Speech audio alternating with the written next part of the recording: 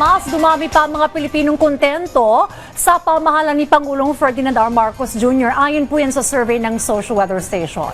Tumaas din ang net satisfaction rating ng Pangulo sa mga nagsasabing nagtatrabaho siya para sa interes ng mga mahirap. Ang detalye sa report ni Carlo Candelaria.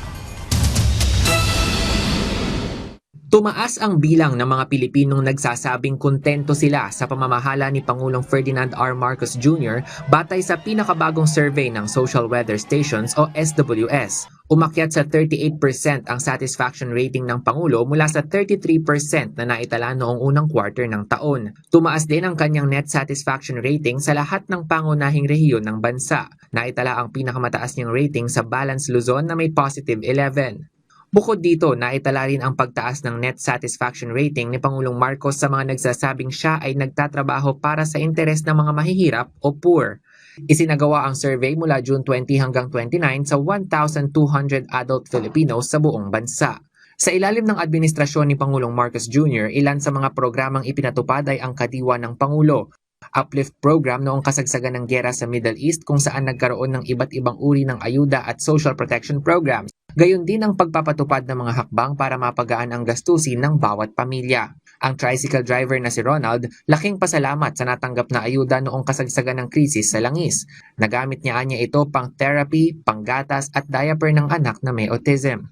Mensahe niya sa Pangulo, basta pagpatuloy niyo lang, huwag niya intindihin yung mga nakapaligid sa kanya at saka mga maaway sa kanya. Maraming salamat, mahal na Pangulo.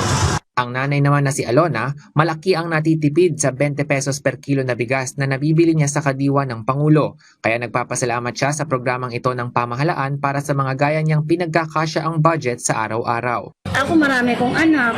Maganda, nakakaano siya ng budget. Kasi nakakatulong siya kasi mura lang yung bigas.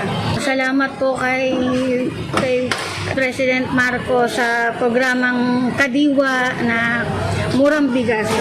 Ang jeepney driver naman na si Jason, isa sa mga benepisyaryo ng 10 piso per litrong diskwento sa diesel at 5,000 pesos na ayuda sa ilalim ng uplift program ng pamahalaan. Anya, malaking bagay ang discount at ayuda noong tumaas ang presyo ng langis na nakaapekto sa kanilang kita kaya't laking pasalamat niya sa Pangulo. Malaking bagay din sa amin na kasi dagdag na rin yun sa aming pangkabuhayan. Sa pamilya ko, pinambili ng bigas, sa kung ano-ano na po. Saka maraming salamat sa mga naitulong niya sa amin, sa lahat ng mga tao. Sa kabila ng iba't ibang hamon na kinakaharap ng bansa, patuloy ang pamahalaan sa pagpapalawak ng mga programang naglalayong maiangat ang kalidad ng pamumuhay ng mga Pilipino. Carlo Luis Candelaria para sa Bayan.